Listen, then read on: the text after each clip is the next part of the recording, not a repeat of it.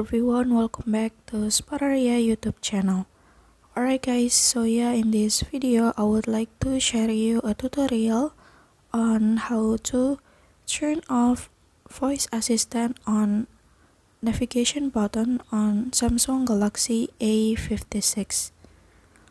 Alright guys, so yeah, if you feel annoyed because every time you press the navigation button and the voice assistant is active, don't need to be worried because you can turn off the voice assistant feature on the navigation button. And how to do that is very easy. So yeah, without any further ado, now let's get started to the tutorial. Okay, for example, I will press the navigation and there will be a voice assistant. And to overcome that, now we're going to settings menu and go to display.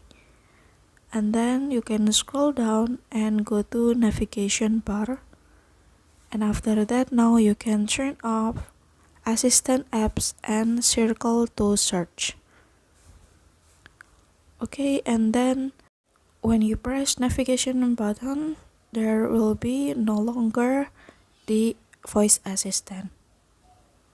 Alright guys, so yeah, here's the tutorial and thank you so much for watching.